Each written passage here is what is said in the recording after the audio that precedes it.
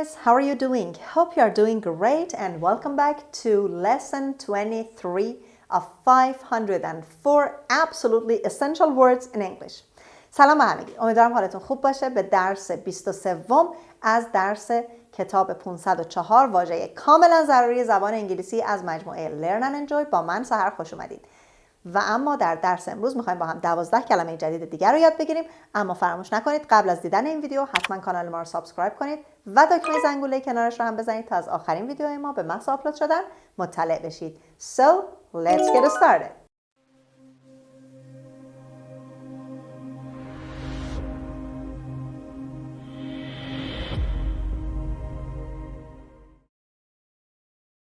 Word number 1. Reptile. Reptile. Reptile. The word is a noun and the stress is at the beginning. Means a cold-blooded animal that creeps or crawls. Snakes, lizards, turtles, alligators and crocodiles. خب reptile یک اسم هست به معنی چی؟ A cold-blooded animal. Cold-blooded یعنی خونسرد. Blood حواستون باشه دبل او رو با صدای آ داریم میخونیم. Cold-blooded خونسرد.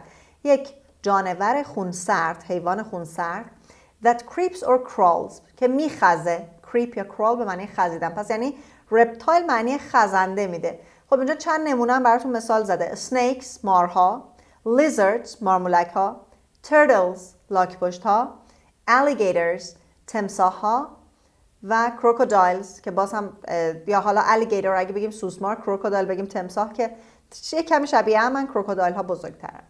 مثال ها رو با هم ببینیم. The lizard is a reptile with a very slender body. خب slender رو در درس های قبل داشتیم به معنای خیلی باریک میشد. The lizard یعنی مارمولک خزنده است با بدن بسیار باریک. مارمولک خزنده‌ای با بدن بسیار باریک است. Example B. Reptiles are kept in the museum's large hall. Hall به معنی سالن هست. میگه که خزندگان در سالن بزرگ موزه نگهداری میشوند. این جمله مجهول هست، یعنی یکی از اونها نگهداری میکنه. Example C. A crocodile is a reptile that is more nimble in the water than out of it. نیمبل رو داشتیم به معنی فرز، چالاک، سریع، چابک. خب میگه که کروکودیل خزنده است که تیکه آخر جمله رو من زودتر معنی میکنم. کروکودیل خزنده است که در آب خیلی چابکتر از بیرون از آب هست.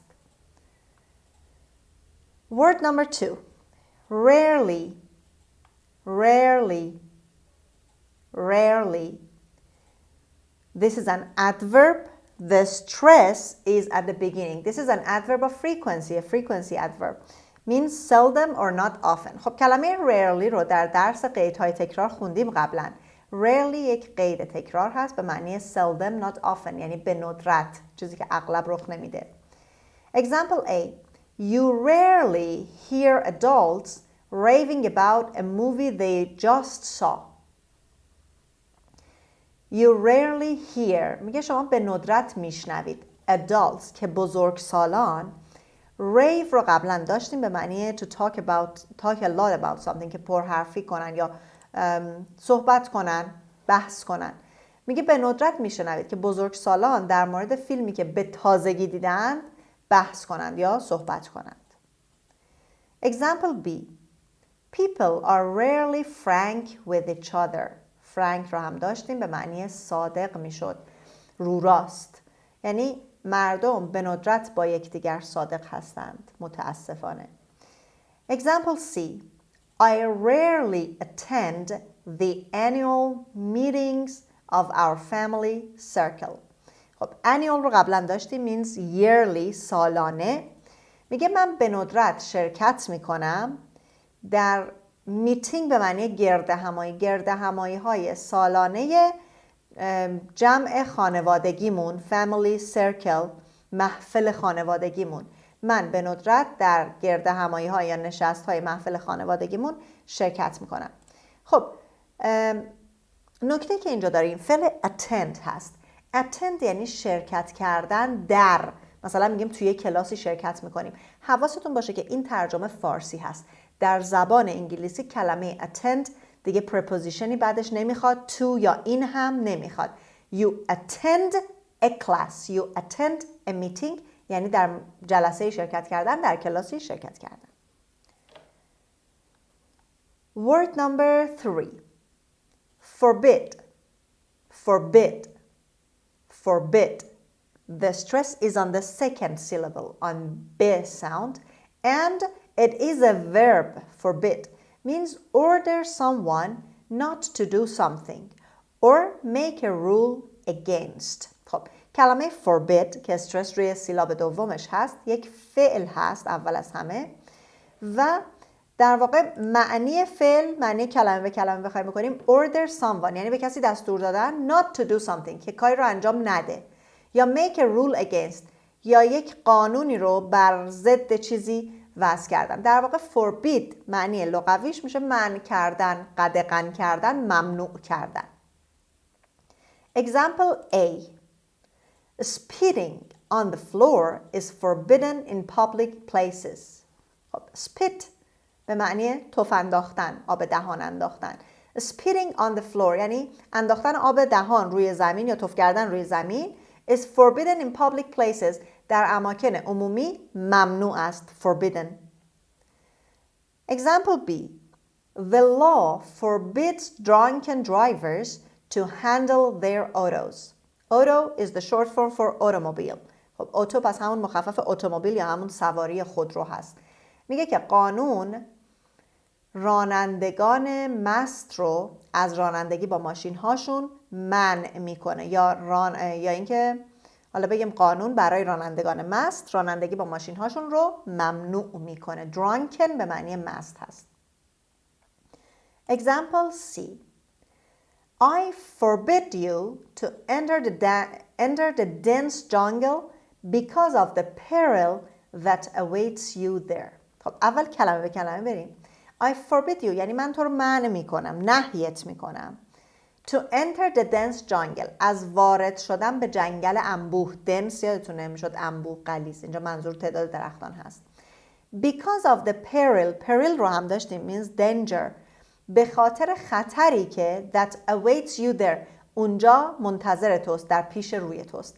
پس میتونیم به این صورت جمله رو مرتب معنی کنیم. بگیم من به خاطر خطری که در پیش روی توست تو رو از وارد شدن به جنگل، از رفتن به جنگل انبوه منع میکنم. بریم با هم کلمه شماره 4 رو ببینیم.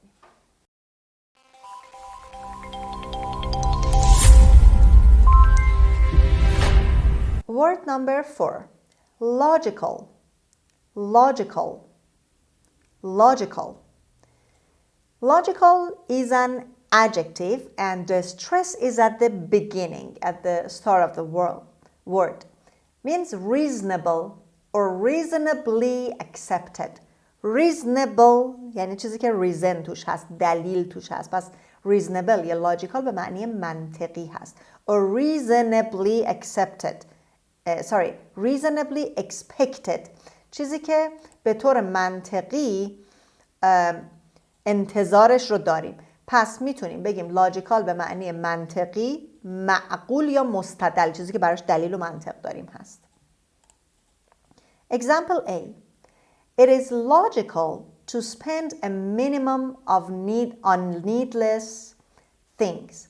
It is logical to spend a minimum on needless things.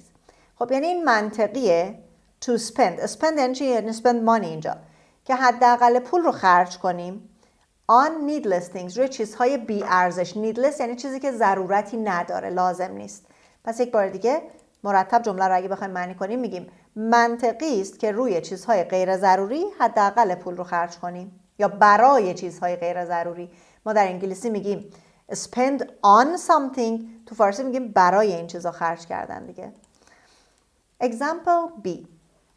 In order to keep your car running well, it is only logical that you lubricate it regularly. خب کلمه lubricate رو که میبینید داشتیم قبلا به معنی روغن کاری کردن. regularly یعنی به طور منظم. in order to یعنی برای اینکه به یه هدفی، برای اینکه keep your car running well، ماشینتون خوب کار کنه. keep your car یعنی ماشینتون رو نگه دارید.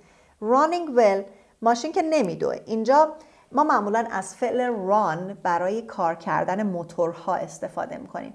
خب یعنی برای اینکه موتور ماشینتون خوب کار کنه it is only logical، فقط منطقیه که you lubricate it regularly، به طور منظم اون رو روغن کاری کنید.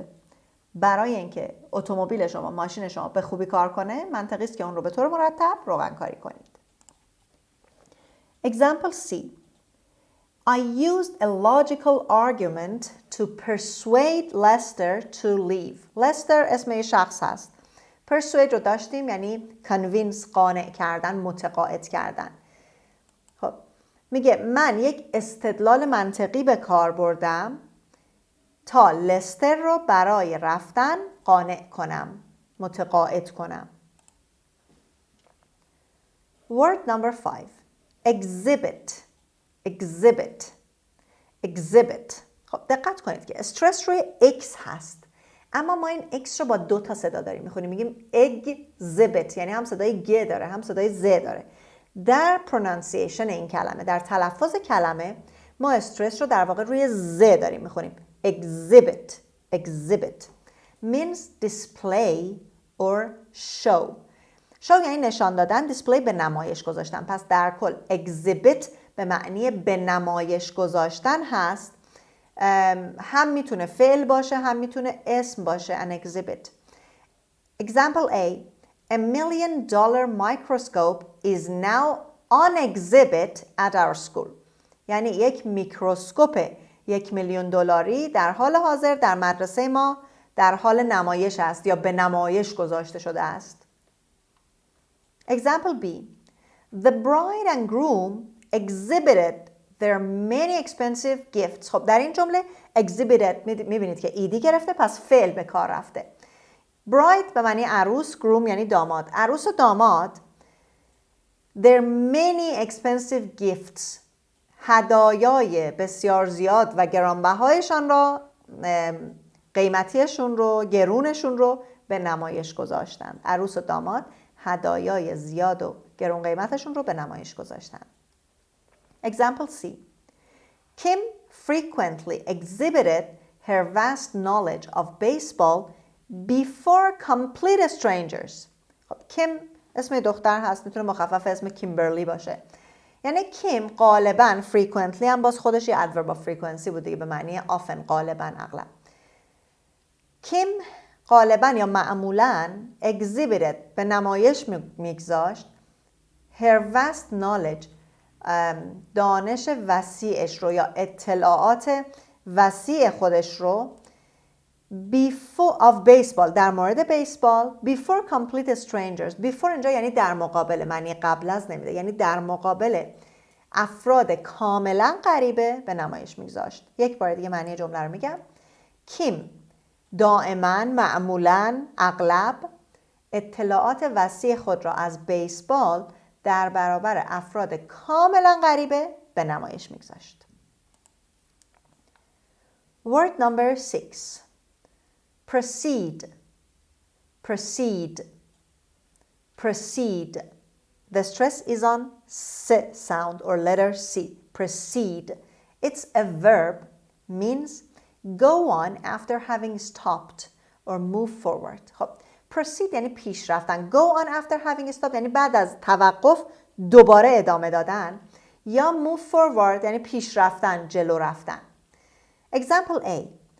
Only those with special cards can proceed into the pool area. یعنی تنها افرادی که، those یعنی آنهایی که، حالا میتونیم بگیم افرادی که، تنها آنهایی که یا افرادی که کارت های مخصوص دارند میتوانند در محوطه استخر به پیش برن، یعنی حالا وارد بشن. Example B. When the actor was late, the show proceeded without him. زمانی که هنرپیشه دیر میکرد the show proceeded without him. نمایش بدون اون پیش میرفت، ادامه میافت، ادامه پیدا میکرد. Example C. The senator proceeded to denounce those wholesalers who would deprive Americans of their quota of beef. خب سناتور که داشتیم همون سناتور هست. دیناونس میشد تحقیر کردن، نکوهش کردن، تقبیح کردن. wholesaler رو هم داشتیم به معنی عمده فروشان. deprive رو هم داشتیم. تو این جمله ما خیلی کلمه داریم. deprive به معنی محروم کردن بود و کلمه دیگه ای که باز تکراری هست اینجا کوتا به معنی سهمیه. معنی جمله چی هست؟ یعنی سناتور اقدام به تقبیح عمده فروشانی کرد که آمریکایی ها رو از سهمیه گوشت گاوشان محروم می کردن. یا میتونیم اینجوری هم بگیم سناتور به تقبیح عمده فروشانی که آمریکایی ها رو از سهمیه گوشت گاوشون محروم می کرد ادامه داد. یعنی همچنان این کار رو به پیش برد. این هم از کلمه شماره 6.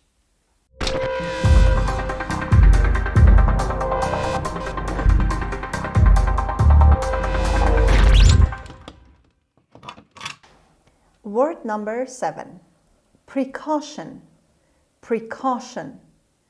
Precaution. The stress is on letter C, K sound. Precaution means measures taken beforehand or foresight. خب خود معنی کلمه اینجا نیاز به معنی کردن داره. اولا precaution یعنی احتیاط کردن یا کارهای احتیاطی، اقدامات احتیاطی انجام دادن. و اما در معنی کلمه measures رو داریم. measure خودش یعنی اقدام، measures یعنی اقدامات، measures taken beforehand یعنی اقداماتی که از قبل انجام میشه. پس در واقع جورای پیش بینی کردن، از پیش اقدام کردن. foresight هم باز یعنی پیش بینی. پس precaution به معنی اقدامات احتیاطی یا پیش بینی هست. Example A. Detectives used precaution before entering the bomb's vicinity. خب vicinity رو داشتیم معنی مجاورت، نزدیکی یا محوطه هم میتونستیم بگیم. یعنی بازرسان، کاراگاهان، detectives اقداماتی رو به کار بستند قبل از ورود به محوطه بمب یا قبل از ورود به نزدیکی بمب. Example B. We must take every precaution not to pollute the air. خب اینجا میتونیم همون اقدام پیشگیرانه یا اقدام از قبل رو معنی کنیم. یعنی ما باید هر اقدام پیشگیرانه رو انجام بدیم برای اینکه هوا رو آلوده نکنیم. Not to pollute air یعنی برای آلوده نکردن هوا یا برای اینکه هوا رو آلوده نکنیم. Example C. Before igniting the fire, the hunters took unusual precaution. Ignite به معنی مشتعل کردن، آتش زدن بود. فاعل جمله‌مون کی هستن؟ The hunters. شکارچیان. میگه شکارچیان قبل از روشن کردن آتش اقدامات احتیاطی غیر معمولی رو به عمل آوردند. Word number 8. Extract. Sorry, the stress is on C. Actually, when we have X, این هم باز مثل کلمه ɪkْzɪbɪt هست. در تمام کلماتی که ما حرف X رو داشتیم در سیلاب اول در واقع استرسمون حرف X دو تیکه میشه. اینجا همونطور که میبینید ɪkْstrækt قسمت که یا صدای که با سیلاب اول حساب میشه، اسم میره روی سیلاب دوم و استرس هم از اون همون قسمت میشه. پس در واقع اینجا استرس روی حرف X هست اما ما از حرف C یک کمی محکم تر میخونیم. Extract means pull out or draw out usually with some effort. خب pull out یعنی کشیدن، بیرون کشیدن. draw out هم باز یعنی کشیدن، معمولا با کمی تلاش. خب پس در واقع extract به معنی بیرون کشیدن و کشیدن هست. استخراج کردن هم معنی میده این. پس در اینجا میبینید که extract در اینجا به عنوان چی به کار رفته؟ فعل به کار رفته. اما اسم هم داریم از extract، part of speech noun هم داریم. Example A. Dr. Fogel extracted my tooth in an amateur fashion. خب fashion اینجا به معنی way هست. amateur رو داشتیم، غیر حرفه‌ای بود.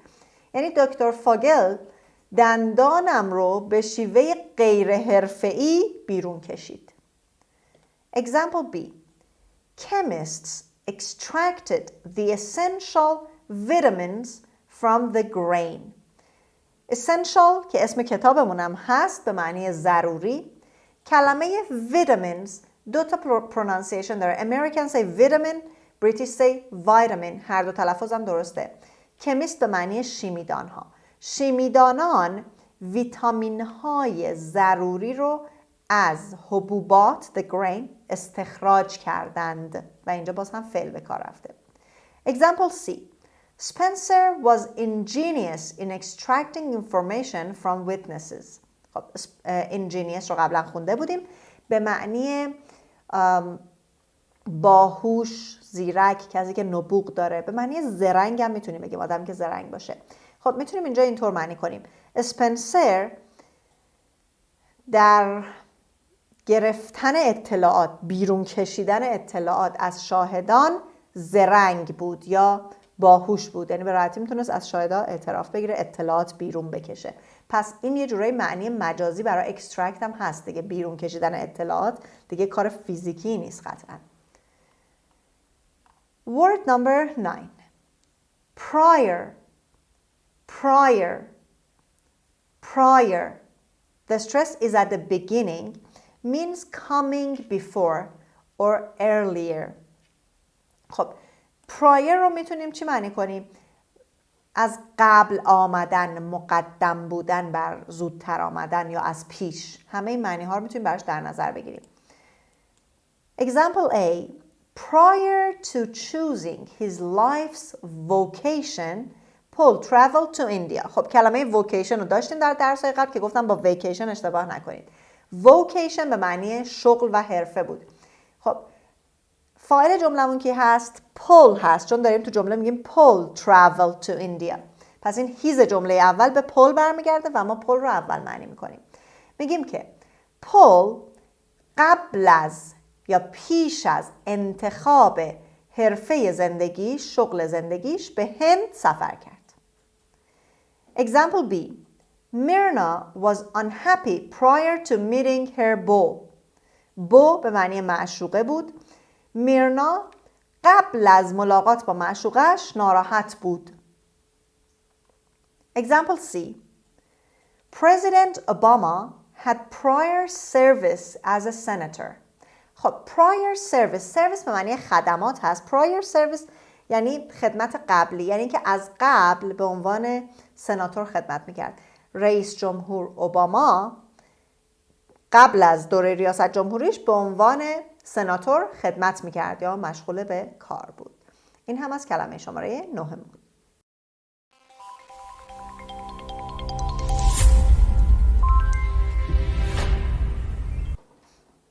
Word number 10. Embrace. Embrace. Embrace means hug on another. Hug one another. Sorry. Hug one another or a hug. Embrace هم به معنی فعل هست.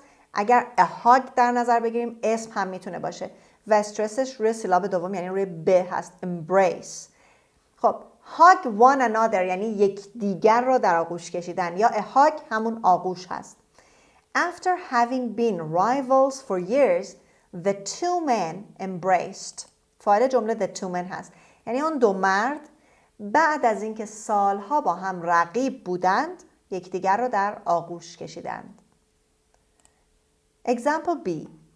When Ellen's spouse approached, she slipped out of dog's embrace. She slipped out of dog's embrace. خب dog اینجا اسم یه شخصه، احتمالا مخفف اسم داگلاس هست.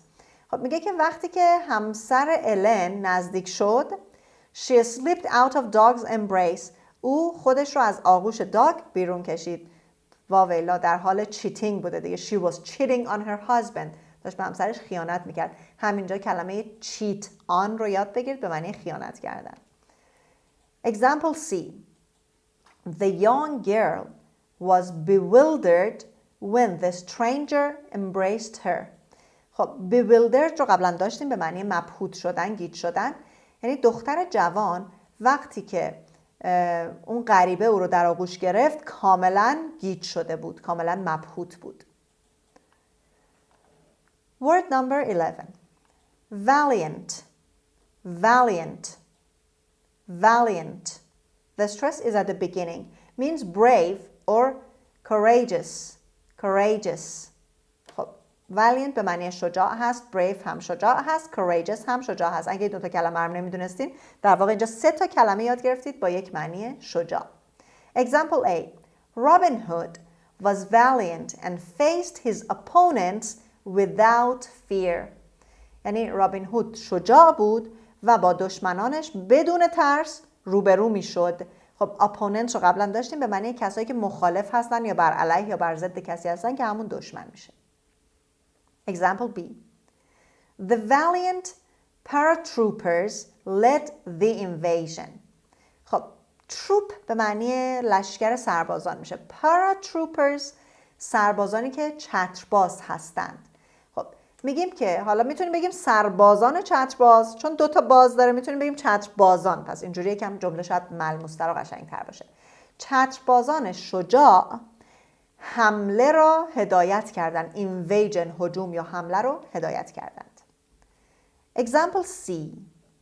Grandma Jode had the ability to be valiant when the need arose. مادر بزرگ جود وقتی که نیازی پیش می اومد میتونست شجاع باشه. She had the ability، توانایی این را داشت، یعنی میتوانست شجاع باشد. And the last word of today's lesson. Partial. Partial. Partial.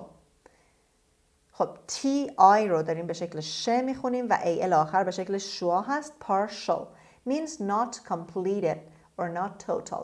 Partial به معنی ناقص، چیزی که کامل نیست یا جزئی هست یا نسبی هست. همه این معنی ها رو میتونیم براش در نظر بگیریم. و یک صفت هست. Example A. We made a partial listing of the urgently needed supplies. Urgent به معنی فوری و ضروری بود. Urgently needed هم یعنی چیزایی که خیلی ضروریه، لازم هست. معنی جمله این هست: ما از تجهیزات، supply رو اینجا مثل equipment یا تجهیزات معنی میکنیم. ما از تجهیزات بسیار ضروری فهرست برداری ناقصی انجام دادیم. listing، list به معنی فهرست هست. Example B. Macy's had a sale on a partial selection of its winter clothes. Macy's means Macy's shop, Macy's clothing shop. یک برند لباس هست.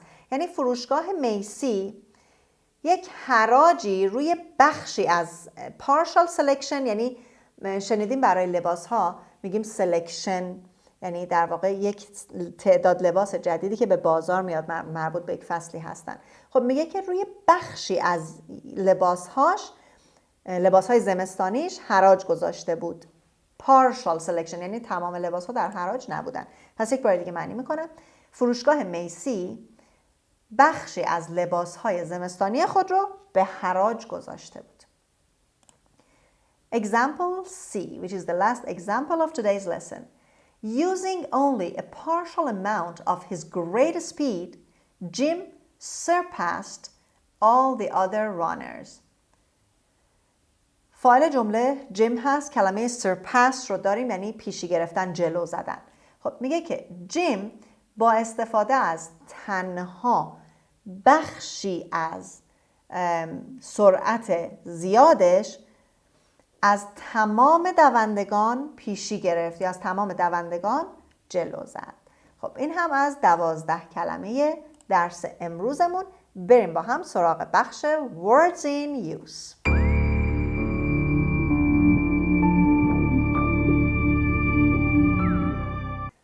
The topic of today's reading is handling poisonous snakes. How do the Indian snake charmers handle those live poisonous reptiles without being poisoned? Visitors to Hopi Indians rarely leave the reservation without asking. Because Indians forbid any white person from taking part in such a ceremony, scientists could come to one logical answer. Before the Indians exhibit the snakes, they proceed to remove the fangs. Yet, some scientists verify the fact that all the snakes have fangs. They have a different theory. The Indians take an important precaution. They extract most of the poison prior to the snake dance. Now, the Indian can embrace the snake without being poisoned. He will appear valiant because he knows that the snake has only a partial supply of its deadly poison. خب این هم متن امروز در مورد مارهای سمی که سرخپوستان میگیرن. امیدوارم از متن خوشتون اومده باشه و میتونید ترجمه متن رو هم در دسکریپشن درس زیر ویدیو ببینید. فراموش نکنید مطابق معمول در پایان درس تمرین ها رو داریم که باید جملات رو با استفاده از 12 کلمه جدیدی که در این درس یاد گرفتید کامل کنید.